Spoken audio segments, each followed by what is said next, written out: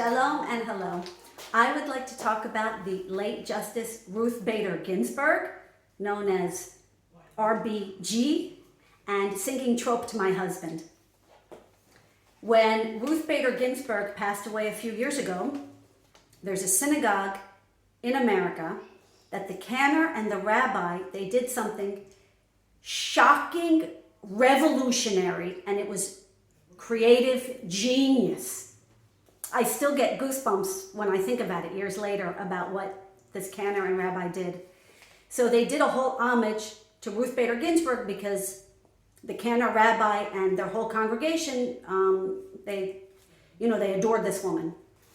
So in part of the homage, they took words that Ruth Bader Ginsburg said over the last 50 or 60 years, actual quotes from her, whether it was her giving a lecture or her working in the courts or her opinions about X, Y, and Z. And they took these words in quotations, and the Rabbi and Cantor incorporated it into the singing of the Torah.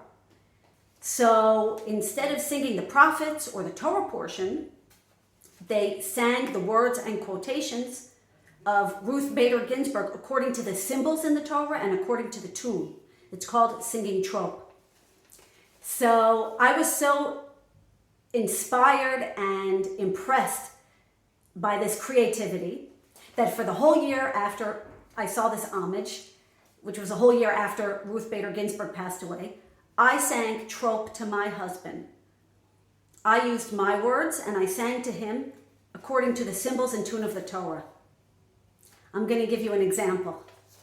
My husband would come home and I would greet him at the door like this. Husband, would you like some ice cream or take me for a walk? My love, would you like to eat inside the house or at a restaurant? So I did this regarding everything. If we had to go to the bank, if we were going to watch a movie, about going to sleep, everything. And I had a lot of fun with it, and I still do it occasionally sometimes.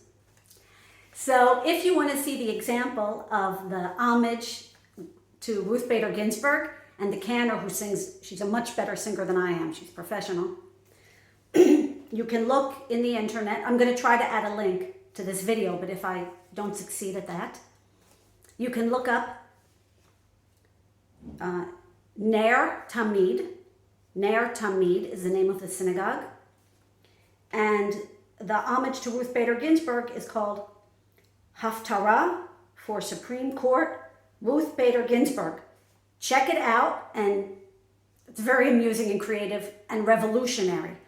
I mean, I've been to every type of synagogue on the planet. I've been to Reconstructionist, I've been to LGBT, I've been to all the Hasidic and ultra-Orthodox, and no one has ever even thought about singing other words that are not Torah words during the service. So it's really special, creative, revolutionary, shocking. Check it out.